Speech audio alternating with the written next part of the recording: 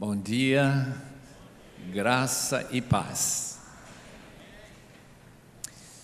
Como é bom estar aqui e reconhecer que o invisível, Deus Criador, que criou esta beleza das cataratas de Iguaçu, está aqui.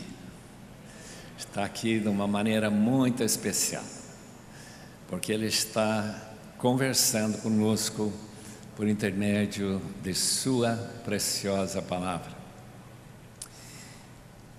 Eu dou graças a Deus pelo privilégio, eu vou sempre dar graças a Deus, eu acredito até no céu darei graças a Deus por este fim de semana em que eu fui tão honrado em ser convidado a dar estas manhãs, essas devocionais. Eu gostaria de ler um texto, Salmo 51. Se vocês quiserem acompanhar, eu estarei lendo na versão Nova Internacional. Tem misericórdia de mim, ó Deus, por teu amor.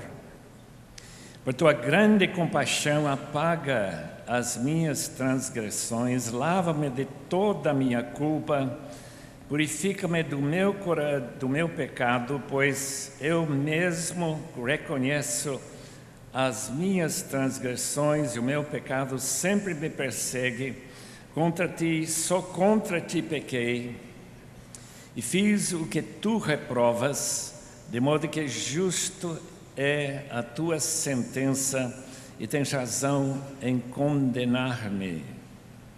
Sei que sou pecador desde que nasci, sim, desde que me concebeu minha mãe. Sei que desejas a verdade no íntimo e no coração me ensinas a sabedoria.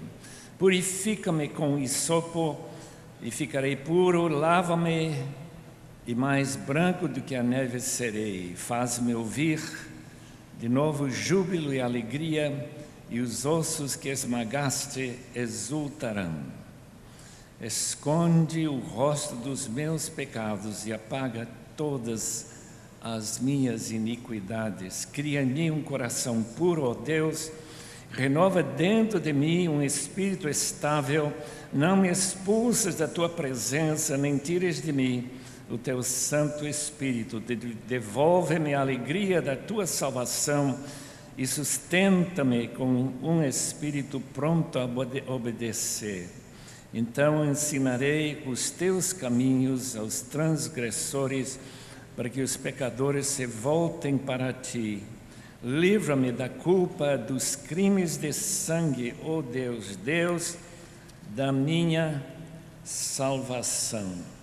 E a minha língua clamará a tua justiça, ó Senhor. Dá palavras aos meus lábios, e a minha boca anunciará o teu louvor. Não te deleites em sacrifícios, nem te agradas em holocaustos, senão eu os traria. Os sacrifícios que agradam a Deus são o espírito quebrantado, coração quebrantado e contrito. Ó Deus, não desprezarás. Por tua boa vontade faz-se-ão prosperar. Ergue os muros de Jerusalém. Então te agradarás dos sacrifícios sinceros, das ofertas queimadas, dos holocaustos. Novilhos serão oferecidos sobre o teu altar. Gostaria de convidar os irmãos a cooperar comigo na oração. Interessante que Paulo explica em 1 Coríntios 14 que o amém daqueles que acompanham a oração é participação nessa oração. É por isso que dom de línguas dentro da igreja é complicado, porque a gente não entende. Se eu falasse, orasse em inglês, talvez a maioria dos irmãos não poderiam dizer o amém. Portanto, eu vou tentar orar em português. Ó Senhor, venha estar conosco de uma maneira especial esta manhã. Faça que tua palavra seja para nós de fato, o modo que tu utilizarás para nos formar no molde de Cristo, molde de integridade, molde de santidade, molde de pessoas que devem ser imitadas. Oh Deus, ensina-nos de Tua Santa Palavra. E onde temos pensamentos errados, ideias que não correspondem à verdade revelada, corrige-nos, Senhor, e não permita que pensamentos errados, contrários à Tua verdade, enchem nossa vida e especialmente a nossa prática, Senhor. Oh Deus, torna-nos íntegros, pessoas que não somente falam da verdade, mas vivem a verdade. Em nome de Jesus. Amém.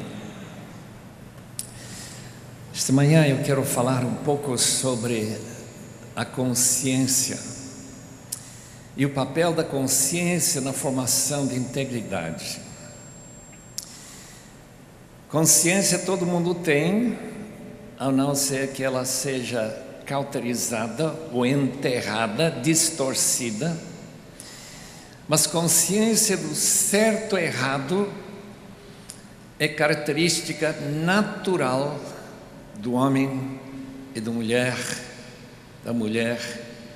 e não de animais, portanto faz parte da imagem de Deus em que nós fomos criados. Como usamos o tempo, como soltamos palavras, como nós pensamos, tem que passar pelo filtro da consciência. E é interessante que consciência é algo que nós ganhamos desde os primeiros dias da vida, quando a nossa cabecinha começa a captar o que nós chamamos de certo e errado, verdade e mentira, erro e aquilo que é direito. Eu acho importante saber que, ainda que a palavra consciência não apareça nenhuma vez no Antigo Testamento, a ideia está lá. A ideia está lá bem clara em quantos e quantos textos, porque o que significa? Para que presta a consciência, se não é para reconhecer que eu errei, que eu não sou íntegro, eu sou maculado e manchado pelo pecado.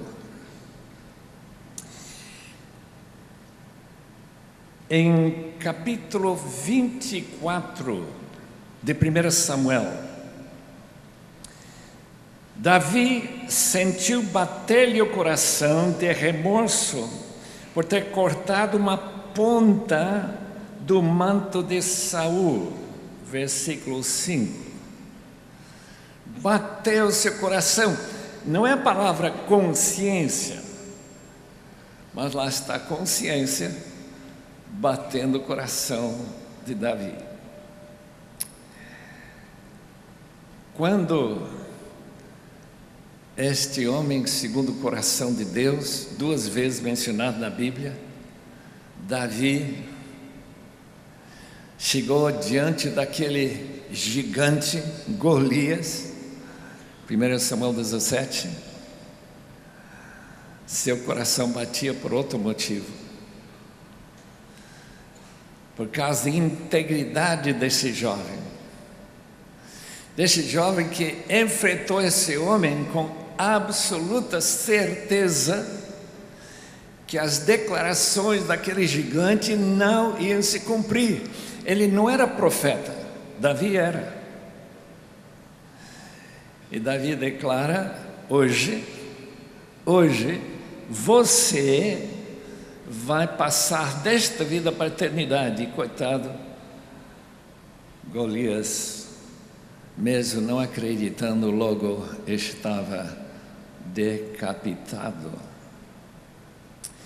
Irmãos, o que eu quero nesta manhã dizer que pessoas íntegras, segundo o coração de Deus, pecam.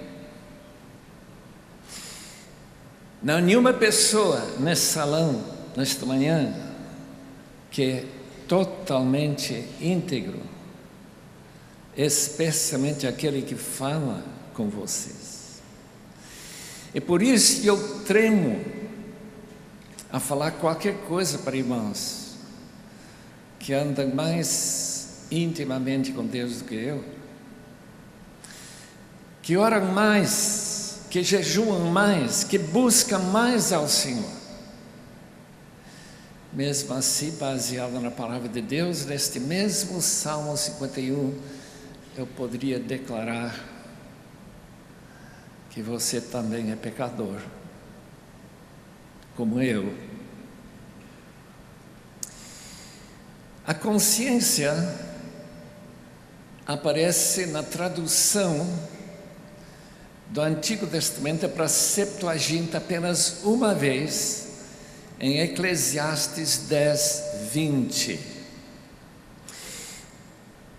Quando a gente percebe que esta palavra é do Novo Testamento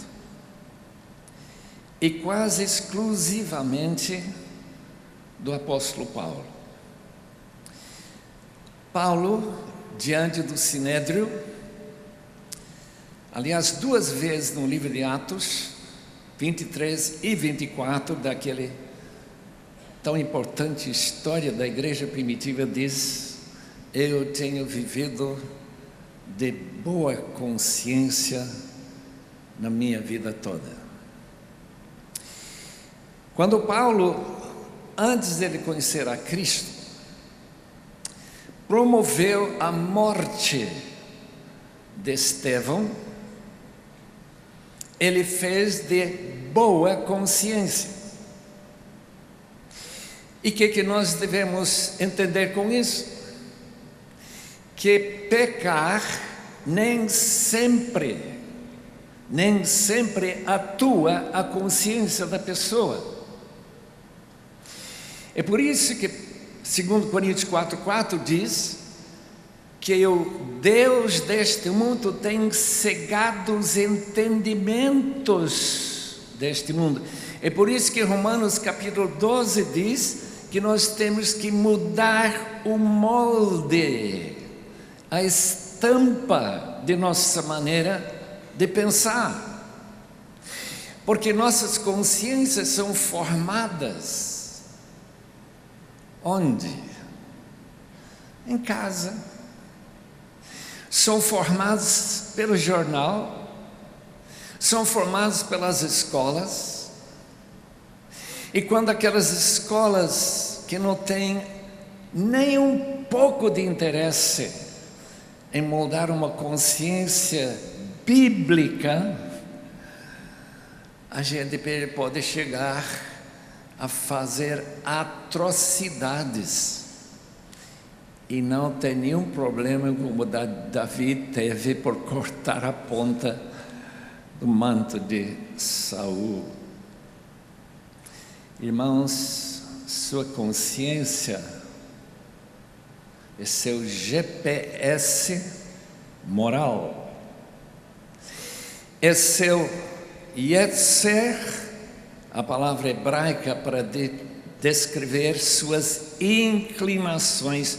E quando minha inclinação é para o pecado, a minha consciência vai se moldando, fluindo na direção do meu Yetzer Hará, esse Yetzer do mal, a razão que Eva pecou, que Adão pecou, que Abrão pecou, e nós vemos lá na Bíblia tanta gente que não terminou bem, justamente por causa dessa inclinação que a consciência não teve forças, não tinha capacidade de frear. Eu não sei que valor tem falar sobre integridade se a gente não fala de boa consciência. E boa consciência, amados irmãos, tem que ser uma consciência moldada na Bíblia, só na palavra de Deus. Quando lemos há uns dias atrás a história de Aung Suk, coreana, que através de uma mensagem vinda de Deus, que os japoneses que invadiram Coreia do Sul, aliás toda a Coreia, China, Manchúria, em 1936, e ela foi presa por quê? Porque ela foi para o parlamento japonês e deixou para eles uma mensagem: vocês não param de matar, martirizar, aprisionar os cristãos, simplesmente porque eles não adoram aqueles deuses falsos, inclusive o próprio imperador do Japão. Fogo vai descer do céu. Meus irmãos, os japoneses não gostaram dessa mensagem e não acreditaram nessa mensagem, que se cumpriu em 1945, quando caíram essas bombas atômicas sobre Hiroshima e Nagasaki. O que esse livro mostra, meus irmãos, como na sua experiência de carcereiras, mulheres, em alguns casos de boa consciência, e pessoas de consciência da mais satânica imaginável. E como no meio de toda essa maldade, de toda essa crueldade, esperando a qualquer hora ser enforcada, o amor de Cristo foi ganhando as pessoas, transformando pessoas, inclusive uma mulher condenada à morte por ter matado seu marido. Meus irmãos, livros assim mostram que consciência nem sempre é boa, mas quando a Bíblia toma conta de sua consciência, como diz esse texto de Salmos 51, quando a tua verdade é implantada no coração, aí sim há possibilidade de pelo menos um avanço na direção de integridade. Os gregos falaram de integridade quase sempre de ruim. Lembra-se de Sócrates, não, nosso querido irmão, que está andando por aqui, cuidando de tantos detalhes. Não, ele disse: gnoste selton, conheça a ti mesmo. Pega um lupe e olhe, ou faça um raio-x. Conheça-te a mesmo. Isso é mais de 300 anos antes de Cristo. Quer dizer, os gregos sabiam que a gente tinha problema com consciência, porque Deus implantou os judeus falando dos mandamentos noaquianos, que quando acabou o dilúvio e a humanidade começa a viver de novo, que novamente tinha que haver mandamentos de Deus implantados no coração. E ainda que, quando a gente lê um livro como aquele chamado O Espírito da Floresta Chuvosa, meu irmão, Pagé contando tudo, eu tento examinar aquele livro e diz: onde está no coração do índio Yanomami algum sinal da lei divina implantar no seu coração. Somente depois de chegar a palavra de Deus, na aldeia feliz, é que a consciência começa a mudar completamente. Essa consciência de que se alguém me insultar, ou alguém matar um amigo meu, nós temos que se matar os culpados. Nada de perdão, nada de abafar a vingança. E esse livro realmente impressiona a gente, que quando nós interpretamos capítulo 2 de Romanos, versículo 14, que diz que há pessoas gentílicas que guardam a lei, que não têm a lei escrita. Eu digo, mas onde que isso acontece? Acontece no Japão shintoísta? Acontece entre os índios Aucas que mataram meus colegas de escola, presidente da nossa classe, colega Jim Elliot? Será? Não percebo, não. Integridade, irmão, integridade, consciência boa, ou como diz Paulo em 1 Timóteo 1:5, o objetivo desta carta é para produzir uma consciência boa, de coração puro, pela fé. Só fé em Cristo. É por isso que a ênfase desta convenção é ser como Cristo. Porque de outro jeito, os pecados que sempre nos derrubaram, continuarão nos derrubando.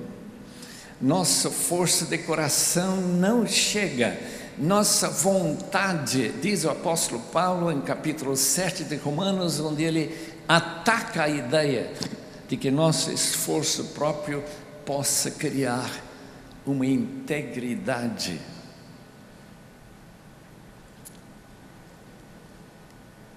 Vamos dar uma boa análise. Por que será que Davi foi um homem segundo o coração de Deus? Mesmo sendo um terrível pecador. Eu digo terrível, por quê? Porque ele roubou a esposa de Urias. E quando ele descobriu que ela estava grávida, Batseba, ele manda Joabe colocar Urias, o hitita, nem israelita era, no lugar onde ele seria morto, sem qualquer possibilidade de escapar e sem ele saber a razão que ele teria que ficar na frente da linha e receber essa flecha no seu coração. Davi pecou pior do que qualquer pessoa que esta manhã, e mesmo assim nós elevamos ele como modelo de integridade. E eu quero tentar explicar por que é isso. Porque que tem um homem que pecou de uma forma tão grave, mas tão grave, que é difícil imaginar qualquer outra coisa que ele tivesse feito que seria pior do que ele fez. E a minha tese nesta manhã é esta: integridade não significa que você nunca peca, não. Não significa que você nunca teve contato com uma moça, senhora, que não era sua esposa legítima. mas a maneira que você reagiu ao seu pecado, que para mim é a grande lição da Bíblia sobre integridade. E não há nenhum lugar mais claro, cristalina, do que Salmo 51, para tratar do que significa arrepender-se. Sabe qual é o problema, irmãos? Nossa cultura nos ensina a viver como o brasileiro vive. Se nós fôssemos criados na Rússia, viver como os russos vivem. E mesmo depois de converter e mudar de religião, isso não quer dizer que você vai se arrepender de mentir, porque você foi criado com mentira. Não foi sua mãe que diz: olha, se você não fizer o que eu mando, o bicho vai te pegar.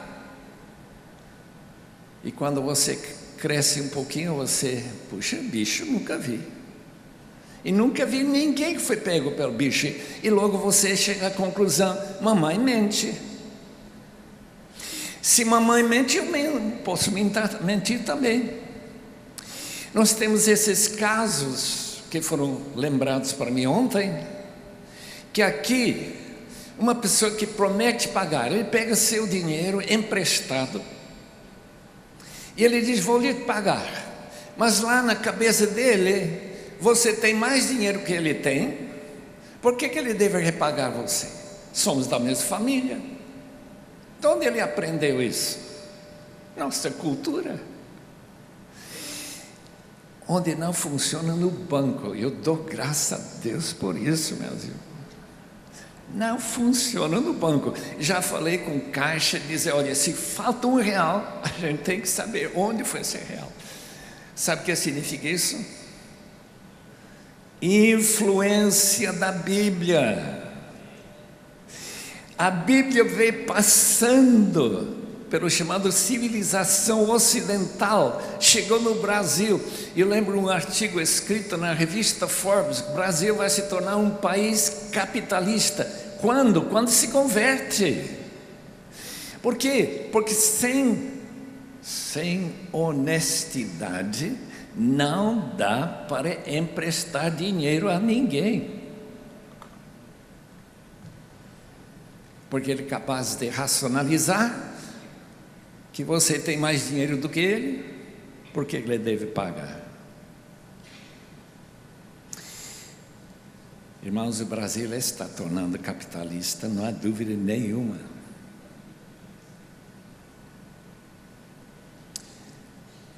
Porque os bancos têm maneiras de punir. E quando nas ruas de São Paulo havia placas 50, 60, 70 e assim por diante, até o dia que apareceu fiscalização, ninguém prestava atenção nenhuma, nem eu sou pecador.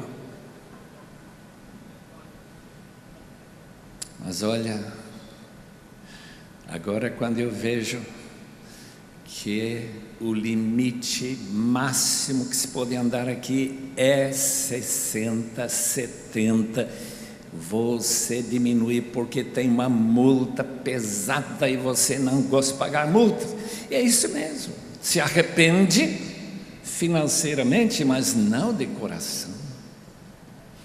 Davi se arrependeu de coração. Por quê? Eu faço uma divisão entre antes de Natan, antes da palavra de Deus reveladora, e depois. Eu não sei o que passava na cabeça de Davi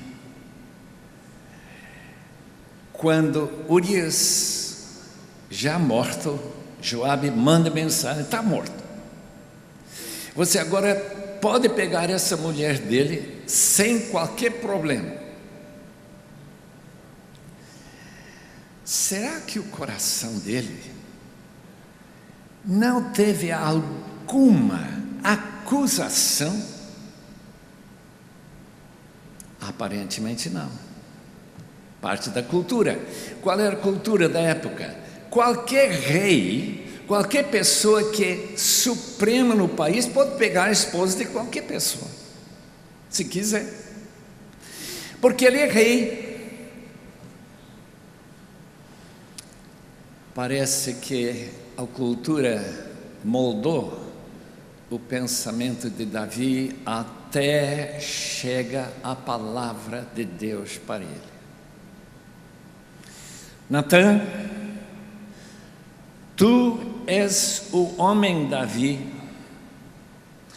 tu és aquele homem rico, parábola, que comunica tão bem, aquele homem rico que pegou o cordeiro do homem que não tinha nada, senão esse cordeirinho de estima, e de repente a ficha cai, e Davi começa a chorar e chorar. Salmo 51 é a maneira que Deus, utilizando o pecado, um dos seus favoritos, vai mostrando-nos como devemos nos arrepender. Integridade sem arrependimento é quase inexistente. Arrependimento é uma mudança de mente, é o significado da palavra. Transformação de mente. E a palavra de Cristo para os judeus da sua época, na redondeza, se não se arrependerem, vocês também todos perecerão. É por isso que Richard Owen Roberts, maior autoridade do mundo sobre avivamentos, quando ele escreveu esse livro que meu genro publicou, chamado Arrependimento, a primeira palavra do Evangelho, e eu queria acrescentar, e esse livro mostra muito claro, que é também a última palavra do Evangelho. É a palavra que constantemente tem que segurar nosso relacionamento com Deus, porque todos nós pecamos. Agora voltando para Natã, e como Davi reage no Salmo 51.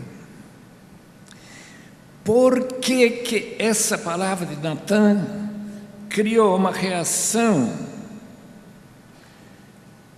tão profunda no coração desse rei amado por Deus?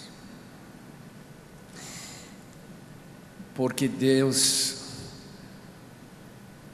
penetrou esse coração com um dardo. Davi, você foi criado para me glorificar, e você fez o contrário. Último dia na República em Edimburgo, 1955.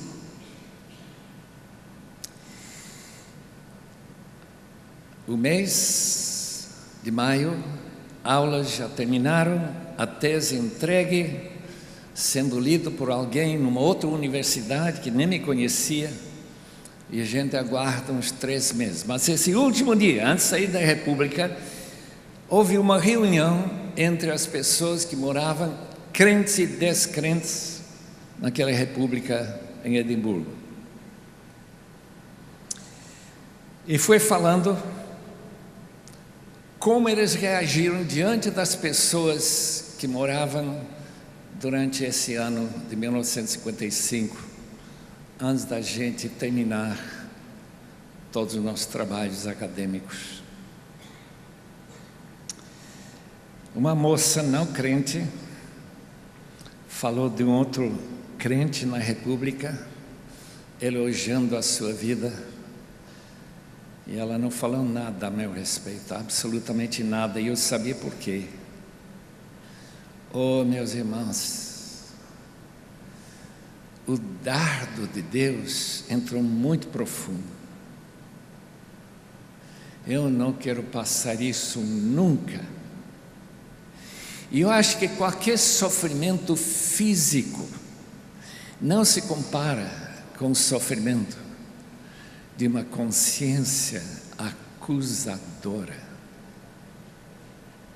Chorei e chorei, me arrependi, pedi perdão, Senhor. Aqui eu estou pregando quase todos os domingos, mas meu coração está certo diante de Ti. Consciência de uma Natã, nem crente era. Deus nos criou para si, para nós glorificá-lo em tudo que fazemos. E se não é óbvio, as pessoas que não glorificam a Deus, que nossa vida é diferente daqueles que glorificam a Deus, então nossa vida talvez não representa o verdadeiro arrependimento. Número 2, Deus não somente nos criou para lhe glorificar, Deus nos deu sua palavra, e nessa palavra tem certos mandamentos, e esses mandamentos precisam ser tomados a sério. Meus irmãos, quando a gente examina a vida e vê como esses mandamentos que Cristo deu, chamado a lei de Cristo, não se manifesta,